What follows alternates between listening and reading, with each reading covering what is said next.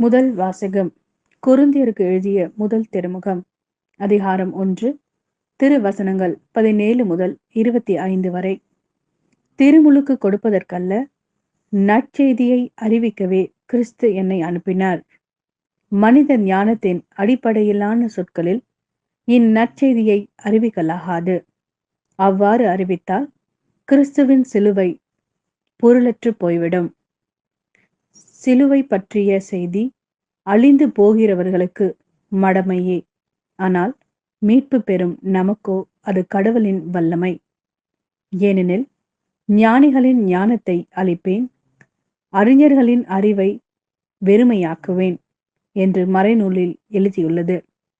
இவ்வுலகை சார்ந்த ஞானி எங்கே? அறிவாளி எங்கே? வாதிடுவோர் எங்கே?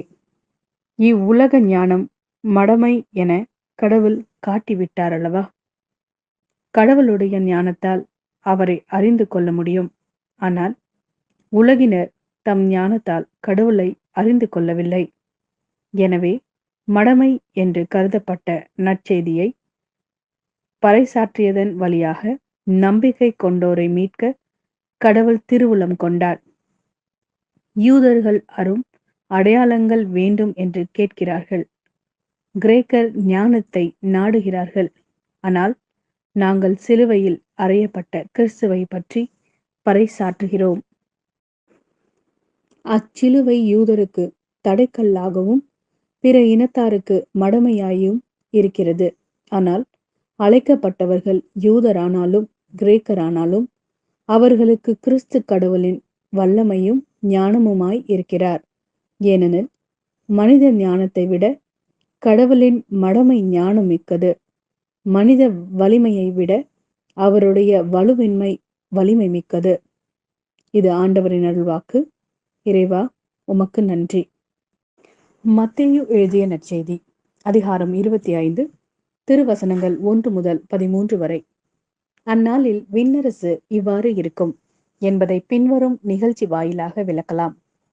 மணமகனை எதிர்கொள்ள மணமகளின் தோழியர் 10 பேர் தங்கள் விளக்குகளை எடுத்துக்கொண்டு புறப்பட்டு சென்றார்கள். அவர்களுள் 5 பேர் அறிவிலிகள், 5 முன்மதி உடையவர்கள். அறிவிலிகள் 5 தங்கள் விளக்குகளை எடுத்து சென்றார்கள். ஆனால் தங்களோடு எண்ணெய் எடுத்து செல்லவில்லை. முன்மதியுடையோர் தங்கள் விளக்குகளுடன் கலங்களில் எண்ணெயும் எடுத்து சென்றனர். மணமகன் வர காலம் தாழ்த்தவே அனைவரும் தூக்க மயக்கத்தால் உறங்கிவிட்டனர். நள்ளிரவில் இதோ மணமகன் வருகிறார், அவரை எதிர்கொள்ள வாருங்கள் என்ற உரத்த குரல் ஒலித்தது.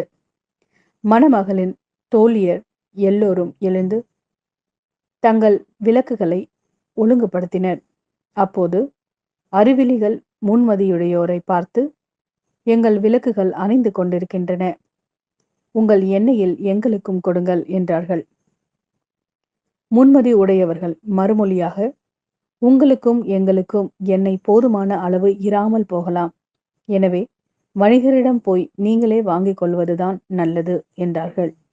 அவர்களும் வாங்க புறப்பட்டு சென்றார்கள். அப்போது மணமகன் வந்துவிட்டார். ஆயத்தமாய் இருந்தவர்கள் அவரோடு திருமண மண்டபத்திற்குள் புகுந்தார்கள். கதவும் அடைக்கப்பட்டது.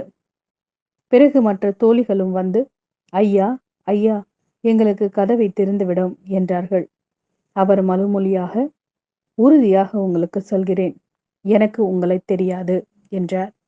எனவே விழிப்பாய் இருங்கள், ஏனெனில் அவர் வரும் நாளோ வேலையோ உங்களுக்கு தெரியாது.